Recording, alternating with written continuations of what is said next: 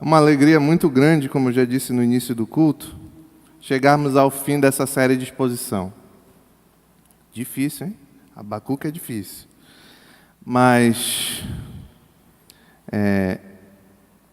esclarecendo aqui o que o Vitor está falando agora, é exatamente um ano.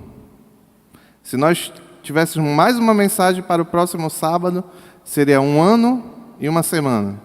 Então, aprove ao Senhor que nós ouvíssemos a palavra dele neste livro por exatamente 1 ano. Glória a Deus por isso. Sem mais delongas, vamos à palavra.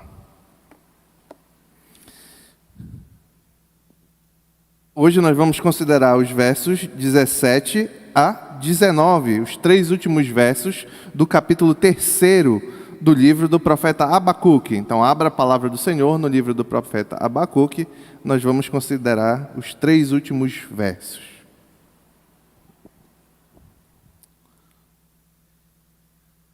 Enquanto os irmãos vão procurando, eu irei fazer uma breve introdução. Em 341 a.C., nasceu um importante filósofo grego do período helenístico, chamado Epicuro, pai do epicurismo, cujo alguns seguidores Paulo confronta lá em Atos, capítulo 17, versículo 18. E o epicurismo baseava o seu entendimento numa busca pelo prazer. Curioso, na linha do que a Fernanda falou aqui no momento de oração. Epicuro não acreditava na imortalidade da alma.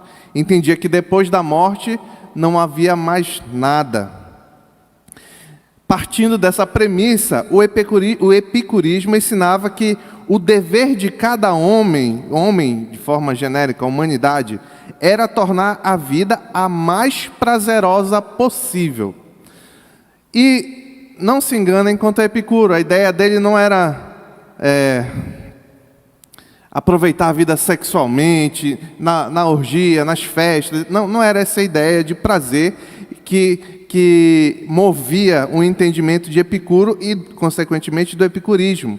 Mas um prazer refinado, um tranquilo senso de humor, um descanso, na medida do possível, andar sempre bem descansado. Era esse tipo de prazer que Epicuro buscava, apesar das circunstâncias. Então a ideia dele é que os homens deveriam avançar de forma a conseguir alcançar a alegria independente das circunstâncias, em ficar... Eu acho que Epicuro era um tanto preguiçoso. Epicuro não era um ateu, mas cria que os deuses, porque era um pagão, cria que os deuses não se preocupavam ou se envolviam com os assuntos humanos. Então estas figuras divinas serviam apenas como ideais morais para o ser humano. Só que Epicuro esteve um dia diante do problema do mal. Ele olhou para a sociedade que ele vivia e ele viu que tinha coisas que ele entendia que eram mal. E ele chegou à conclusão que esses deuses, por isso, não poderiam então se importar com a humanidade. E o argumento que Epicuro lançou mão é utilizado até hoje por muitos para confrontar o Deus do cristianismo. A lógica de Epicuro era a seguinte: ele partia da observação de 3 atributos, 3 qualidades que os deuses, na visão dele, deveriam ter se eles se importassem com a humanidade. Como eles não tinham as 3, então eles não estavam preocupados com o que acontecia com a humanidade. E esses 3 atributos eram a onisciência, a onipotência e a bondade. E ele relacionava esses atributos no argumento dele. Ele dizia o seguinte: se em um Deus houvesse 2 partes, então o terceiro se auto-excluía. Eu vou explicar melhor. Ele dizia o seguinte, e eu queria que a gente focasse no que a palavra afirma sobre o nosso Deus, tá bom? Se Deus é onisciente e onipotente e tem conhecimento do mal, ele pode acabar com o mal. Mas ele não faz, por quê? Porque ele não é bom. Ele sabe do mal, ele pode acabar com o mal, mas não acaba. Por quê? Epicuro dizia, porque se ele for onisciente e onipotente, ele não é bom. A segunda hipótese de Epicuro era o seguinte: se Deus for onipotente, pode fazer todas as coisas, é bom, tem poder para extinguir o mal, e quer fazê-lo, mas não faz porque não é onisciente, não tem conhecimento de toda a extensão do mal. Ele pode, ele quer acabar, mas o mal ainda existe, porque ele não tem todo o conhecimento do mal, então não é onisciente. E o terceiro e último argumento de Epicuro era o seguinte: em sendo Deus onisciente, tem todo o conhecimento do mal, sendo bom, quer acabar com o mal, mas o mal não acaba, é porque ele não é capaz, então ele não é onipotente. Abacuque, esquece um pouco Epicuro. Abacuque, depois de receber a revelação de Deus no seu livro, do livro que nós lemos, também estava diante do mesmo problema de Epicuro, o mal. Ele estava, só que a resposta que Abacuque vai nos dar, revelada por Deus, e esse Deus, onipotente, onisciente e bom, que se importa com a humanidade, é muito melhor. E é isso que eu queria ver com os irmãos nesta noite. Então vamos, enfim, ler os versículos 17 a 19 do capítulo 3. Diz assim a palavra do Senhor. Eu vou até ler na ARA, Revista Atualizada, para combinar com a música, mas a gente vai seguir a exposição na NVI. Ainda que a figueira não floresça e não haja fruto na vide, o produto da oliveira minta e os campos não produzam mantimento, as ovelhas sejam arrebatadas do aprisco e nos currais não haja gado, todavia eu me alegro no Senhor, exulto no Deus da minha salvação. O Senhor Deus é a minha fortaleza, e faz os meus pés como os da corça, e me faz andar altaneiramente, ao mestre do canto, para instrumentos de cordas. Vamos orar ao Senhor. Pai, obrigado pela Tua palavra, que ela traga edificação, Senhor, e entendimento, para uma vida conforme a Tua vontade, Pai. Em nome de Jesus que te pedimos, amém. O livro do Abacuque começa com o profeta questionando a Deus: até quando Judá andaria em desobediência? Até quando esse povo seria imoral e violento? É assim que começa nos primeiros versículos do capítulo 1. Deus responde então ao profeta, anunciando um severo castigo que viria pela instrumentalidade de um povo estrangeiro, os caldeus ou babilônios. A gravidade, no entanto, da profecia revelada a Abacuque, desse instrumento de juízo, é tão grande que assusta o profeta. E ele teme pela extinção do povo. Ele diz: seremos destruídos. Em Abacuque, capítulo 1, verso 12. Diante de um segundo questionamento que Abacuque volta a fazer ao Senhor, Deus revela o fundamento de seu agir em tudo aquilo. Um versículo central neste livro. Escreva, está no capítulo 2, versículo 4. Escreva, Abacuque, diz o Senhor. O ímpio está envaidecido, seus desejos não são bons, mas o justo viverá pela sua fidelidade. A partir daí, então, vimos um claro amadurecimento e um aumento na fé do profeta, que entendeu que por trás de todos os eventos anunciados, Deus traria ao povo disciplina, porém salvação. E ao adversário, aquele povo estrangeiro que iria trazer juízo cruel, justiça.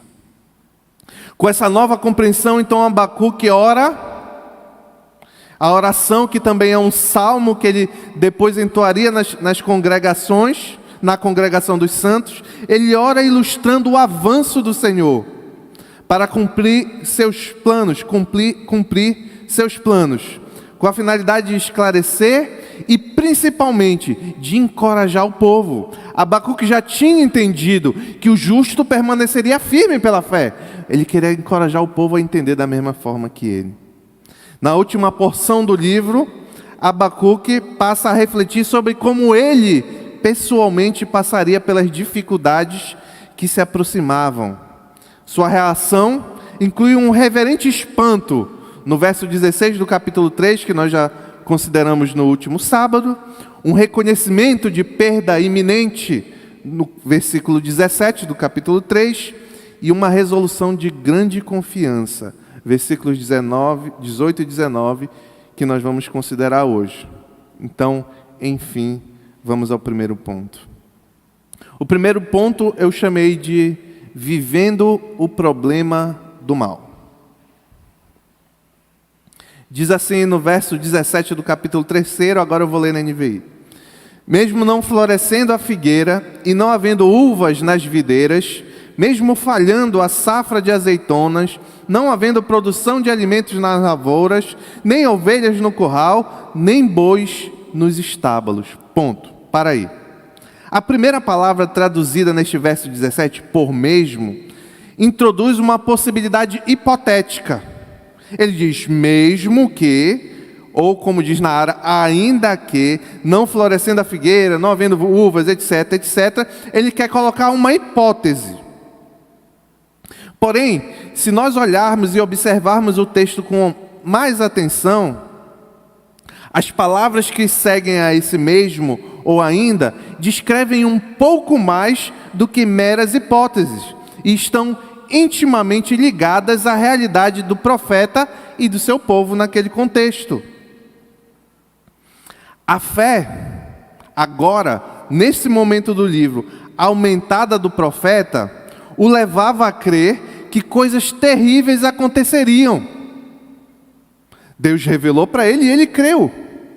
E essas coisas terríveis não seriam por causas naturais, mas por devastação de guerra, voracidade de um exército invasor, que consumiria tudo que tinha valor na terra.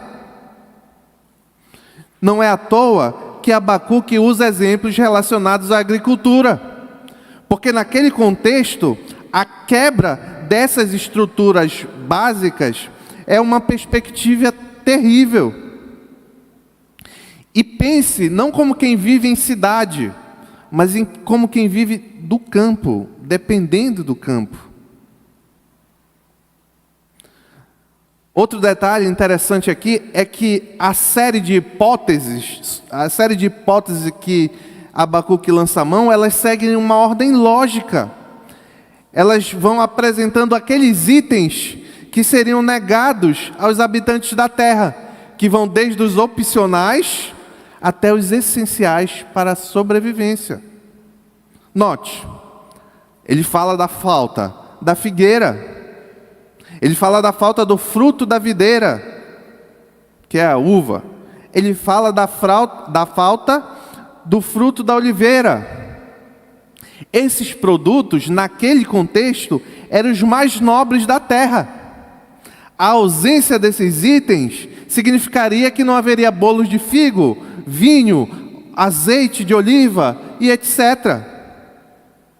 Só que, ainda assim, aqui ainda Abacuque ainda está avançando por meio de necessidades, por meio de itens supérfluos. Mas ele avança um pouco mais. Ele diz que depois, ainda que faltem os grãos dos campos, que não tenha ovelhas e que não tenha gado. Aqui o negócio ficou um pouco mais difícil. Aqui a dificuldade aumentou. Porque esses itens, grãos, ovelhas, gados, significavam a perda daquilo que atendia às necessidades mais básicas daquele contexto. Como pão, leite, carne, lã para se fazer roupa. Lembrem que a revelação de Deus a Abacuque não apresentou algo inédito no proceder de Deus. Pois a disposição do profeta em aceitar aceitar o juízo de Deus, já deveria emergir da lei mosaica. Desde que Moisés revelou a lei, todo o povo de todo o povo de Deus sabia que quando o povo se aproximava do Senhor, o Senhor tendia a abençoar. Não era obrigado, mas ele tendia, tem um método de trabalhar específico na lei mosaica. Se você se aproxima, segue e obedece os mandamentos do Senhor, é natural que as coisas iam bem. Porém, de outro lado, se afasta dos planos do Senhor em cumprir a lei, o Senhor sempre deixou claro que haveria punição. O que Abacuque está considerando no primeiro verso, no verso 17 aí, é quão dura seriam essas punições que o povo receberia em breve. Mas é interessante notar que Abacuque já deveria saber disso desde o início. Porque a experiência revelacional de Abacuque foi apenas um lembrete para a lei que o Senhor já tinha dado ao povo.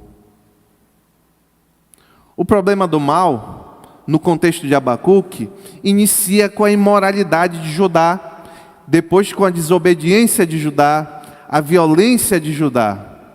Mas não termina aí. Ele clama ao Senhor e o Senhor diz que vai mandar juízo sobre o povo. E o mal aparece em outra faceta. Aparece com mais violência vinda da parte dos caldeus, mais imoralidade vindo da parte dos caldeus, guerra, exílio, idolatria e etc. Abacuque foi um homem que esteve diante de toda sorte de problema do mal.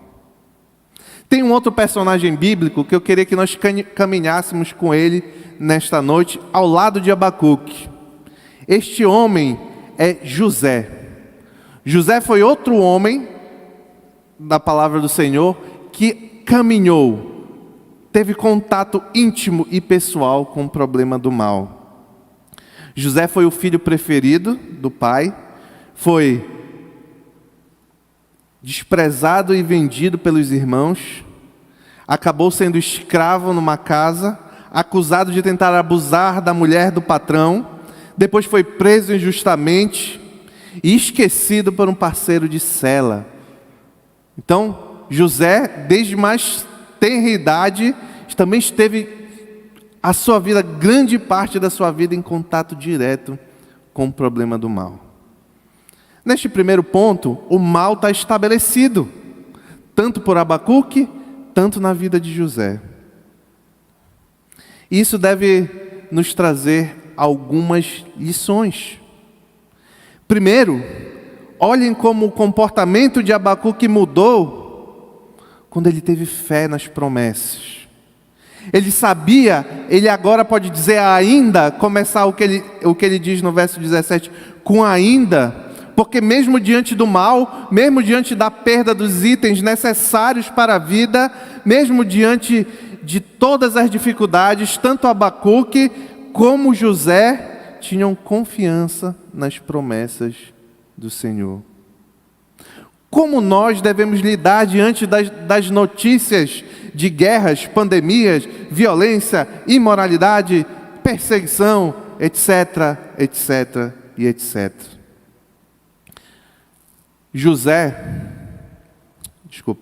Abacuque lidou com essas dificuldades quando amadureceu biblicamente. Porque Abacuque entendeu que não é azar ou é obra do acaso.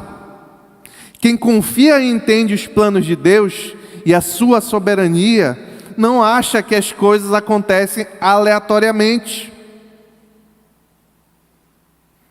Aqui tem um grande entendimento que pode nos ajudar na luta contra o mal terrível dos nossos dias, a ansiedade.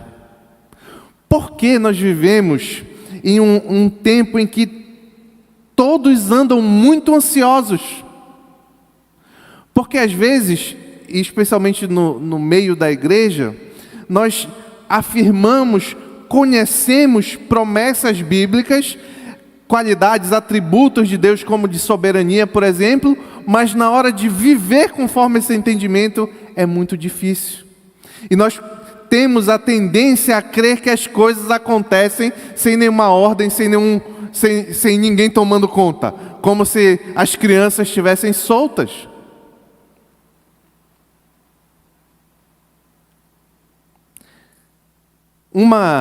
Muito provavelmente, eu tenho observado, vou dar um testemunho pessoal, eu já tenho 37 anos.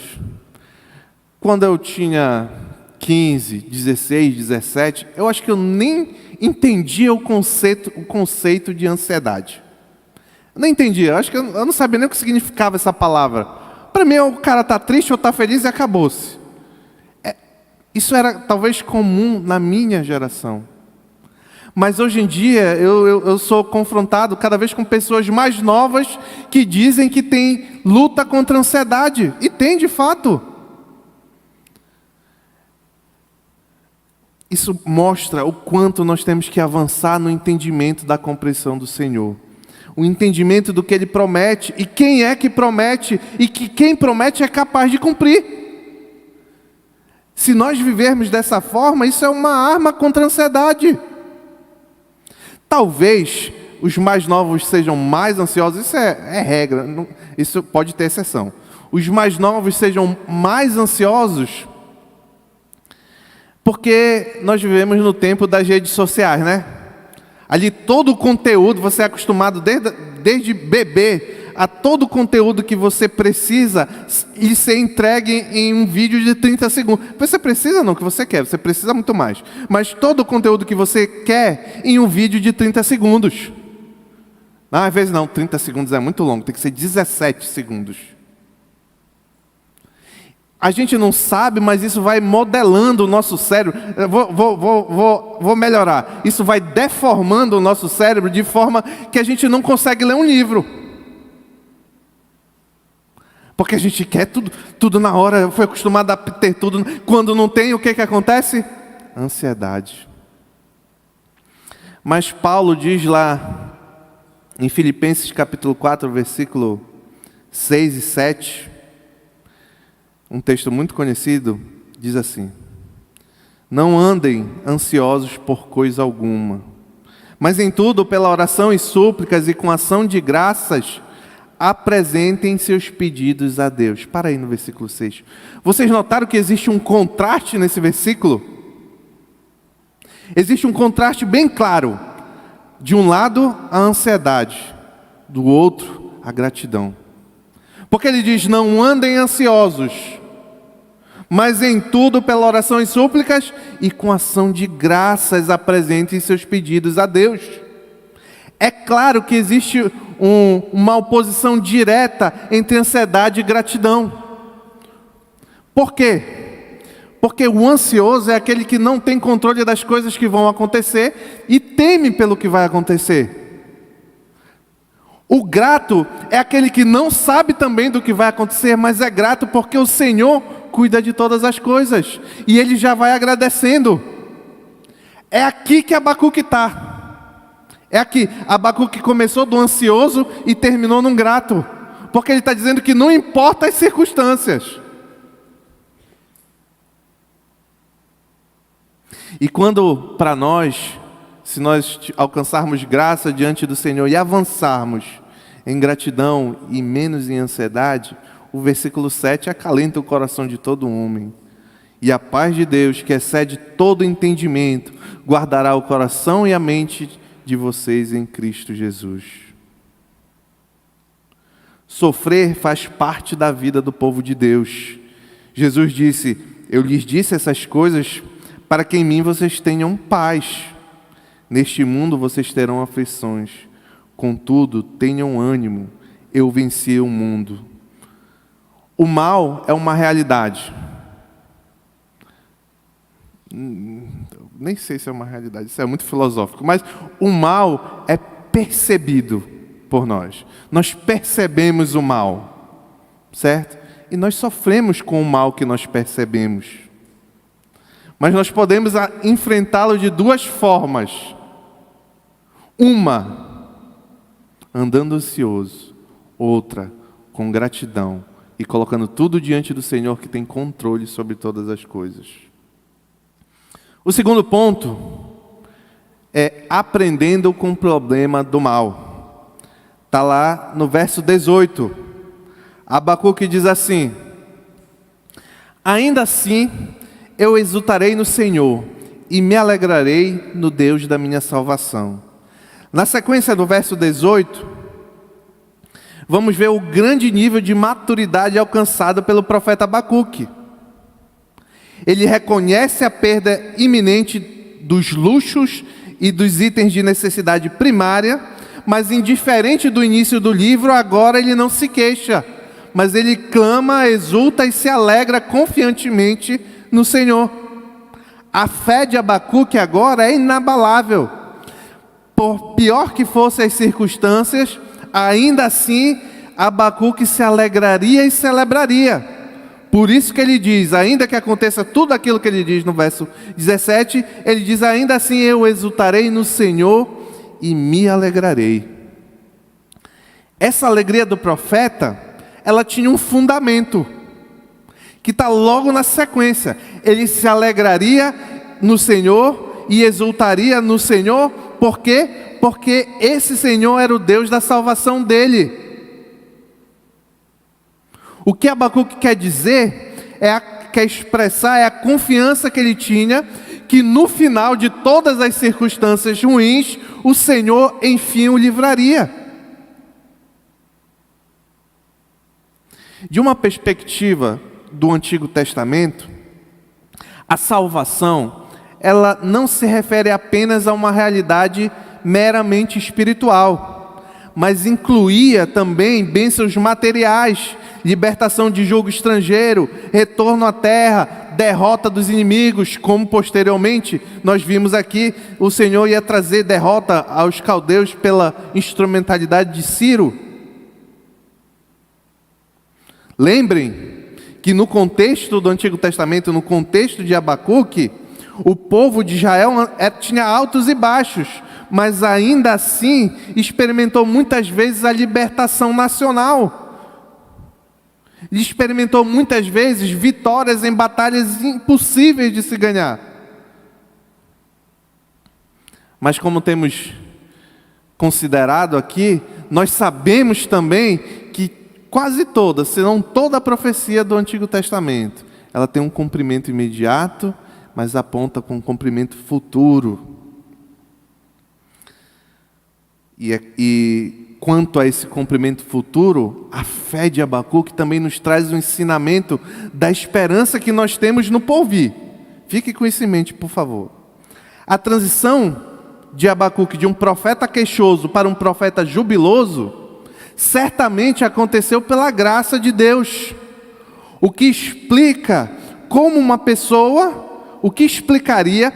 uma pessoa pode estar feliz e exultante diante das calamidades que Abacuque experimentaria. Como isso é possível?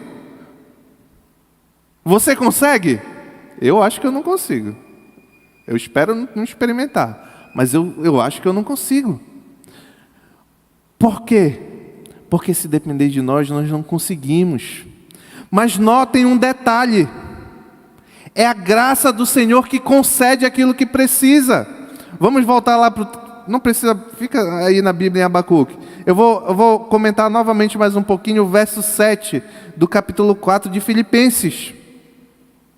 Note que a paz que excede todo o entendimento não é a nossa paz, que ele fala lá em Filipenses capítulo 4, versículo 7, mas é a paz de Deus.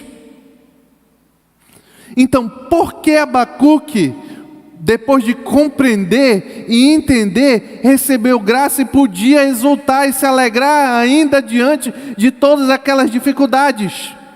É o que Paulo está explicando em mais detalhes esse acontecimento. É claro que Abacuque não sabia disso aqui, mas é por causa que essa paz vem de Deus.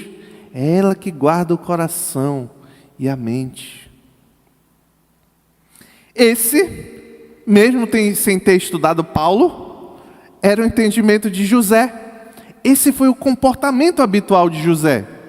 José, quando ele estava nas piores circunstâncias, preso, abandonado, humilhado, etc., acusado indevidamente, ele não andava se queixando, pelo contrário, A palavra vai revelando caso após caso. Você vai ler em Gênesis, na parte final lá de Gênesis, vários capítulos em Gênesis, se você quiser saber um pouco mais sobre a história de José. Mas o exemplo de José é interessante porque ele passava por todas as dificuldades, cada momento, na maioria da parte em dificuldade, com temor e confiança no Senhor. Isso é um sinal de que ele tinha também o mesmo entendimento e compreensão que Abacuque teve no contexto dele, e o mesmo que Paulo está tratando aqui, em Filipenses. Só que, para nós, os sentimentos que Abacuque e José experimentaram, esses sentimentos são comandados pela Escritura. Não é opcional para o cristão, é um dever. A palavra diz, meus irmãos, Tiago capítulo 1, versículo 2, meus irmãos, ou seja, os cristãos, considerem motivo de grande alegria o fato de passarem por diversas provações. Não é se vocês quiserem, considerem. Tentem considerar motivo de grande alegria. Não, não é isso. É considerem, é imperativo, é uma ordem. Assim como Paulo em Filipenses 4:4 vai dizer, alegre-se sempre no Senhor. Não satisfeito, ele diz, novamente direi, alegrem-se. Então, notem que o mesmo sentimento de José e de Abacuque é comandado para mim e para você, diante das circunstâncias difíceis. E foi o sentimento que Abacuque está experimentando aqui no verso 18. É interessante que, como eu já disse aqui, essa oração final de Abacuque também foi um salmo. E que a intenção de Abacuque era ensinar ensinar a congregação dele lá, de Judá, a confiar no Senhor, ou seja, a guardar o mesmo sentimento que agora ele tinha. Isso aqui é um grande exemplo, que pode ser usado de forma específica, mas eu vou usar de forma geral. Meu irmão, minha irmã, meu amigo, você só pode confiar, só pode ensinar alguém a confiar no Senhor, se você confiar. O que foi que aconteceu com Abacuque? Primeiro ele passou a entender, compreender o plano de Deus, confiar nisso, e ele vai encorajar o povo. Se você não compreende a graça, não entender a graça do Evangelho, não entender o que é o Evangelho, como você pode proclamar isso? Se você ainda não internalizou isso. Uma outra aplicação é uma pergunta. O quanto, e é para mim e para você, tudo aqui é para mim e para você. O quanto o seu estado de espírito depende das circunstâncias. O quanto o seu estado de espírito depende das circunstâncias. O de Abacuque não dependia mais, nem o de José. O quanto o meu e o seu estado, humor, paciência, o que você quiser chamar como chama, o quanto isso depende das circunstâncias que nos rodeiam. Infelizmente, eu acho que a resposta de muitos, se não todos, é muito. É muito. Nós possamos aprender com Abacuque e avançar nisso aí também. Agora essa pergunta aqui é chave. O que foi que Abacuque aprendeu depois de tudo que ele recebeu? Na prática, a gente está vendo o entendimento, ele confiou e tal, mas na prática, o que foi que Abacuque entendeu? Como ficou claro o entendimento de tudo isso que eu falei que Abacuque tinha agora? Sabe como? Abacuque parou de murmurar. Abacuque parou de ficar se queixando.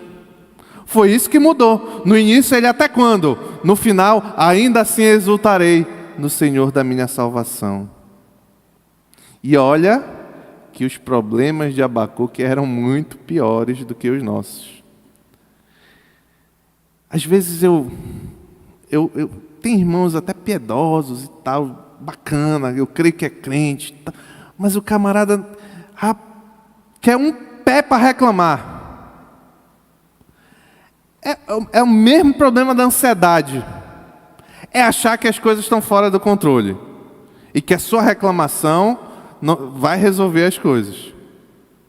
É muito mais útil ajudar. Foi o que Abacuque fez. Primeiro ele estava reclamando, se queixando, murmurando, isso não está bom. Olha como está o povo aí está só na imoralidade. Senhor, traz castigo para esse povo aí, que o negócio está pegando. E aí o Senhor, tá bom, vou mandar. Vai acontecer isso. Meu Deus, Senhor, vai acabar tudo. Continua reclamando. Aí, mas Abacuque escuta de uma vez por todas. O ímpio vai levar o farelo. Estou bem coloquial. O ímpio vai levar o farelo, mas o justo viverá pela fé. Aí Abacuque entendeu. Senhor, agora eu entendi. Então, ainda que a figueira não floresça, se a figueira não florescer, eu não vou reclamar. Cadê meu suco de figo? Ainda que a figueira não floresça, eu vou comprar figo em outro lugar. Ainda que falte azeite de oliva, eu vou arrumar com alguém emprestado. Ou eu vou reclamar, cadê o azeite? Foi isso que Abacuque fez? Na prática, Abacuque parou, aprendeu a parar de se queixar. Tem muitos aqui, porque eu sei de vista, que já ouviram dezenas de mensagens aqui de Abacuque. O que você aprendeu? Experimente colocar isso em prática, parando de se queixar. Viu um problema? Seja um instrumento para resolver, ao invés de ficar se queixando. O terceiro e último ponto é superando o problema do mal. Está lá no verso 19. O Senhor, o soberano, é a minha força. Ele faz os meus pés como os do servo. Faz-me andar em lugares altos para o mestre de música, para os meus instrumentos de corda. Eu li horrível, vou ler de novo. O Senhor, o soberano, é a minha força. Ele faz os meus pés como os do servo. Faz-me andar em lugares altos. Para o mestre de música, para os meus instrumentos de corda. Qual é a razão pelo qual Abacuque agora poderia se alegrar e exultar no Senhor, mesmo confrontando tanta dificuldade, sendo prevista tanta dificuldade? A resposta está no início do verso 19. Porque o Senhor, que controla tudo, o soberano, é a força de Abacuque. E a esperança agora de Abacuque não é no que ele queria que acontecesse, mas no Senhor soberano. O profeta e o povo que seguisse o salmo do profeta podia andar seguro, incansável, cheio de energia, esperando subir às alturas da vitória, a despeito de toda a dificuldade que se apresentaria. Por isso ele diz: porque o Senhor soberano faz os meus pés como o do servo, ou corça, quem tem a revista atualizada. Faz-me andar em lugares altos. Para quem não sabe o que é servo e corça, é um tipo de veado do campo. Como um servo, ele entendia que o povo, ele subiria até o topo das montanhas para ecoar as palavras de triunfo de Davi, que é o que ele cita aí, na verdade, que é o Salmo 18, versículo 33. Torna meus pés ágeis como o da corça e sustenta-me firme nas alturas. A ideia de lugares altos é que esses lugares serão a possessão final do povo de Deus, onde não existe mais dificuldade, onde tudo já foi restaurado, o problema do mal já foi vencido. Diante dos olhos de Abacuque, orando, salmodiando, profetizando, ele enxerga o cumprimento justamente do capítulo 2, versículo 4, de que o justo viveria no final, no alto, pela fé. Por fim, no verso 19, parte C diz: para o mestre de música, para os meus instrumentos de corda. Essa última porção, às vezes parece... Você pula, né? Não tem aplicação isso aqui, pula isso. Mas note bem, a última porção, além de ratificar que a oração do profeta também é um salmo a ser celebrado por gerações na congregação, mostra que a resolução pessoal que Abacuque teve na sua oração não é apenas para ele, mas também um chamado para todo aquele que ouvir. Este livro começou com queixas, mas terminou como? Com louvor. A fé triunfa ante o mal. A parte integrante de quem entende ante o mal e parte integrante de quem entende essa verdade é o entoo, é o lançar cânticos ao Redentor e ao sustentador da vida. José talvez seja o personagem que experimentou na pele, porque lembrem aqui, Abacuque, ele fala de algo que aconteceria, que o povo seria exilado. Quando ele escreveu o livro dele, ainda não iria acontecer. Mas a Bíblia narra a história de José, o que aconteceu com ele. Então José talvez seja o personagem bíblico que melhor compreendeu, sentiu o problema do mal. Porque ele sofreu toda a sorte de calamidade, mas compreendeu o correto agir soberano de Deus por trás de tudo. E aqui eu queria pedir que você abrisse a palavra do Senhor no livro de Gênesis. Vamos considerar os versículos do capítulo 50, versículos 15 a 20. Aqui tem a razão pelo qual eu coloquei José para caminhar do lado de Abacuque.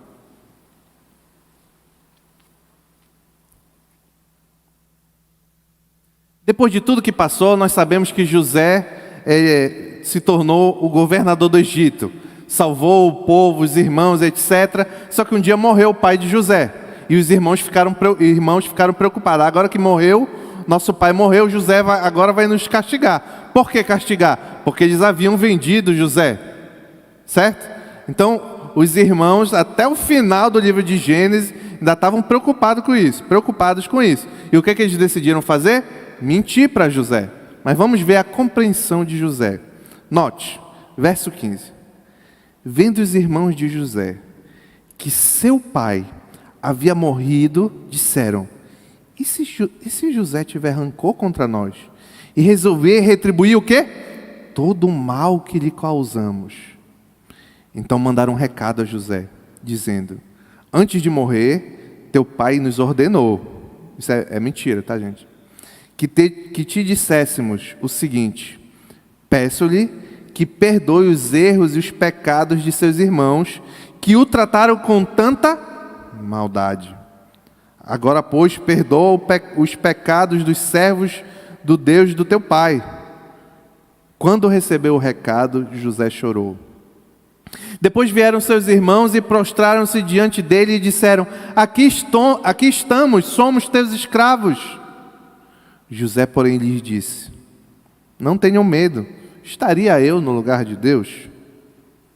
Aqui, se você ainda não está marcado na sua Bíblia, marque esse versículo 20. Vocês planejaram o mal contra mim, mas Deus o tornou em bem, para que hoje fosse preservado a vida de muitos. Assim como está, esse versículo 20 já seria maravilhoso. Mas infelizmente, esse aqui é um dos poucos casos que eu acho que as nossas traduções são muito infelizes. Por que eu estou dizendo isso? Porque se você olhar na língua original, no início do verso, quando ele diz assim: vocês planejaram, essa palavra planejaram é a exata mesma palavra, igualzinho, sem nenhuma diferença, da palavra que lá na frente vai dizer: mas Deus o tornou. Então, eu vou reler esse versículo agora como a tradução que eu entendo que seja a melhor. É assim: vocês planejaram o mal contra mim, mas Deus planejou em bem, para que hoje fosse preservado a vida de muitos. Qual é a diferença? Não vi diferença, não tem uma grande diferença. Quando diz que Deus tornou, parece que Deus pegou o mal, e o mal que tudo que foi feito, aí mexeu, reformou, ajustou e tornou em bom. Mas não é esse o ensino do versículo. O versículo é que tudo de mal que foi planejado, tudo de mal que aconteceu na vida de José, que foi planejado pelos irmãos dele,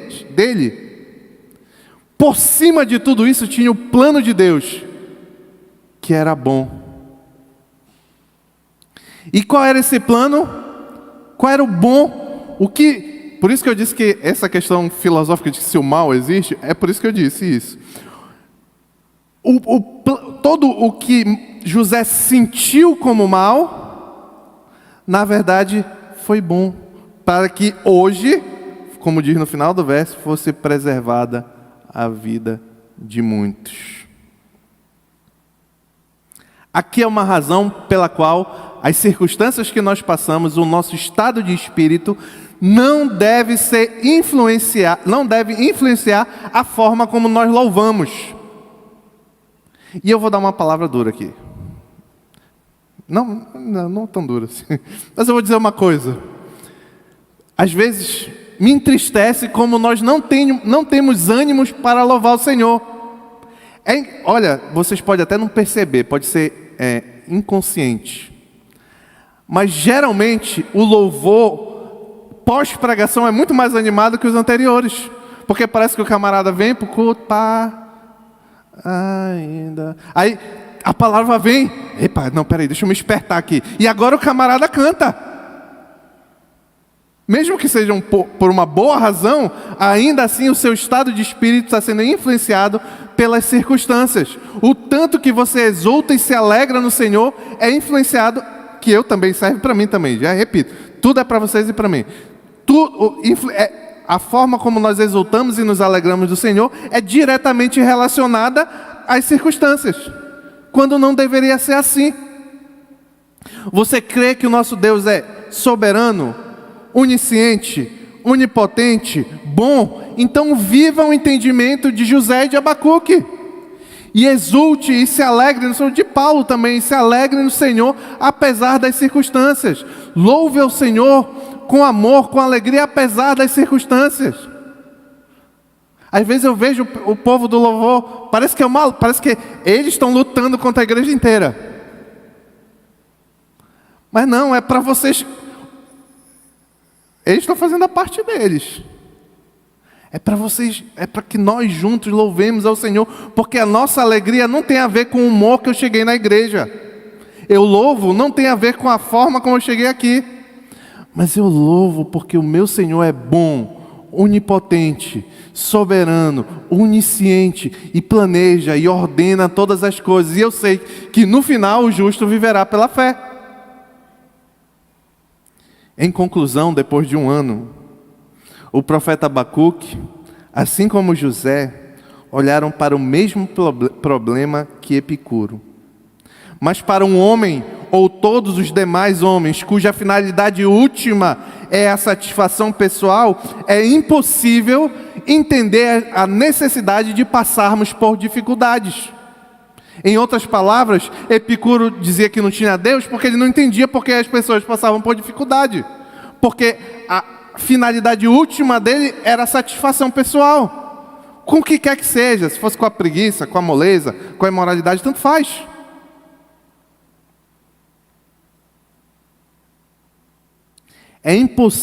Nós, porém, como Abacuque, devemos crer que tudo acontece com uma finalidade. Quando o ímpio sofre, justiça. Quando o santo sofre, disciplina. No final de tudo, misericórdia. Aos crentes, tudo leva à santificação e redenção. Tudo. Sabemos que Deus age em todas as coisas para o bem daqueles que o amam, dos que foram chamados segundo o seu propósito. Se tudo age para o bem daqueles que amam a Deus, Onde está o mal nisso? Onde sobra espaço para o mal? Tudo. Pois aqueles que de antemão conheceu, também predestinou para serem conformes à imagem de seu Filho. Destacando que o bem daqueles que amam a Deus não é você ter satisfação pessoal. Isso aí você pode adotar o epicurismo a partir de hoje. É parecer cada vez mais com Jesus Cristo, tá bom? Se tudo faz com que os crentes pareçam mais com Jesus Cristo, qual é o mal nisso? Ah, mas o ímpio está sofrendo. A justiça é uma coisa boa. Qual é o mal nisso? Um homem inocente ser desprezado, humilhado, torturado, assassinado, pode parecer algo mal. Mas Jesus Cristo, que passou por tudo isso e morreu na cruz do Calvário, foi algo mal? O que Deus quer para a sua vida, em meio às circunstâncias, é que você compreenda que Ele é soberano e bom e rege todas as coisas, de forma que, naquele último dia, todos entenderão e terão paz. Viverão de forma que Ele preparou para aqueles que o amam. O que vai diferenciar se você vai viver isso ou não? A sua fé em Cristo Jesus. Na morte dele sacrificial na cruz do Calvário, para que todo aquele que verdadeiramente nele crê, tenha vida eterna, mas não pereça. A nossa esperança, em última análise, o bom final, o bem final, na verdade, é no porvir. E é o que nós vamos cantar agora, em nome de Jesus, com alegria. Amém?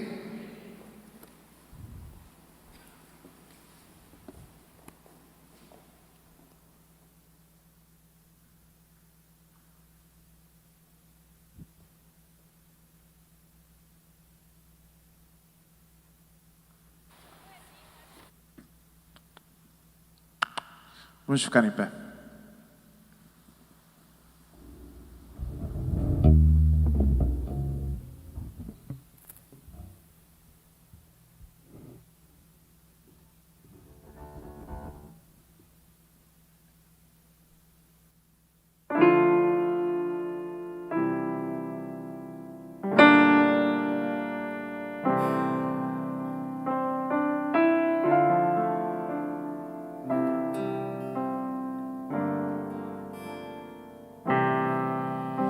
Além do rio azul, as ruas são de ouro e de cristais. Ali tudo é vida, ali tudo é paz, morte e choro. Nunca mais tristeza e dor, nunca mais.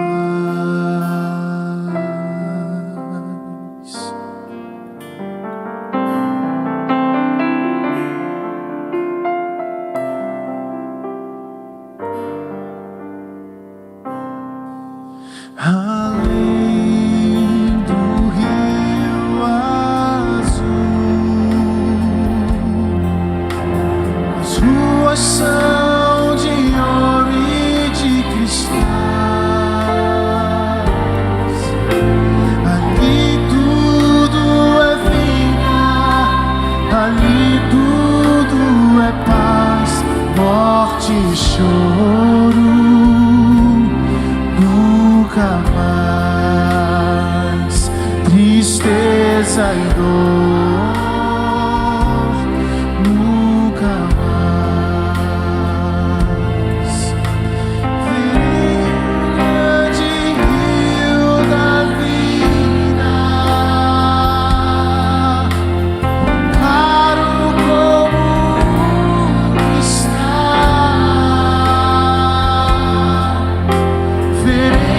Face do meu mestre querido.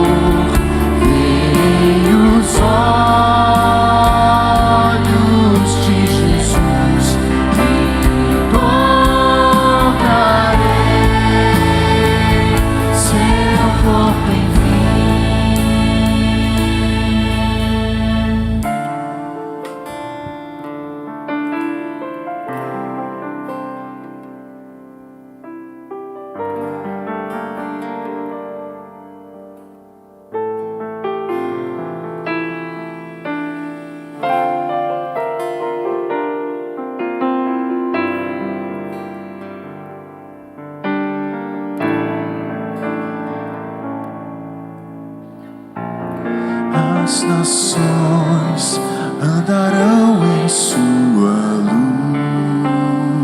luz, e as portas jamais se fecharão. A cidade é de ouro puro, de jaspe é seu muro, além do rio azul.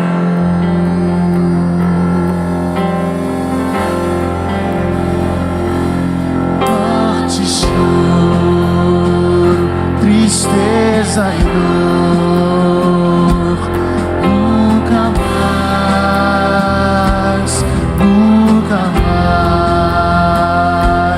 Morte, choro, tristeza e dor, nunca mais, nunca mais. Morte, choro, tristeza e dor, nunca mais, nunca mais. Morte, choro, tristeza e dor, nunca mais, nunca mais. Não haverá mais noite aqui, não haverá nenhum clamor, nem os olhos de Jesus tocarei seu corpo, enfim, não haverá mais noite aqui, não haverá nenhum clamor, verei os olhos de Jesus, tocarei seu corpo.